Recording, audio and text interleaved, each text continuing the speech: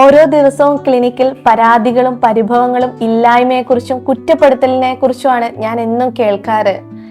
എനിക്ക് നിങ്ങളോട് പറയാനുള്ള ഒരു കാര്യം എന്താന്ന് വെച്ചാല്, നമ്മുടെ ജീവിതത്തിൽ നമ്മൾ വസ്ത്രങ്ങൾ ധരിക്കുന്നുണ്ട്, ആളുകളോട് സംവദിക്കുന്നുണ്ട്, ഓരോ അനുഭവങ്ങളും അനുഭൂതികളും നമ്മൾ ആസ്വദിക്കുന്നുണ്ട്. ഈ നിമിഷം നമ്മൾ പലപ്പോഴും മറന്നു പോകുന്ന ഒരു കാര്യമുണ്ട്.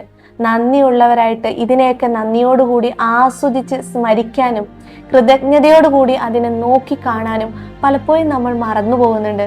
അതുകൊണ്ടാണ് നിങ്ങൾ ഇല്ലായ്മയെ പറ്റിയും പരാതികളെ പറ്റിയും കൂടുതലും പറയുന്നത്.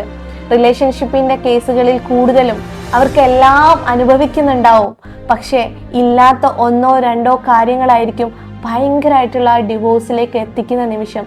പക്ഷേ നിങ്ങൾ ഉള്ളതിൽ, അവർ നിങ്ങൾക്ക് നൽകുന്നതിൽ, നിങ്ങൾക്ക് ലഭിക്കുന്നതിൽ നിങ്ങൾ ഫീൽ ചെയ്ത് നന്ദിയോടുകൂടി സ്മരിക്കാൻ നിങ്ങൾക്ക് കഴിഞ്ഞാൽ നിങ്ങളുടെ ജീവിതം മനോഹരമാക്കും.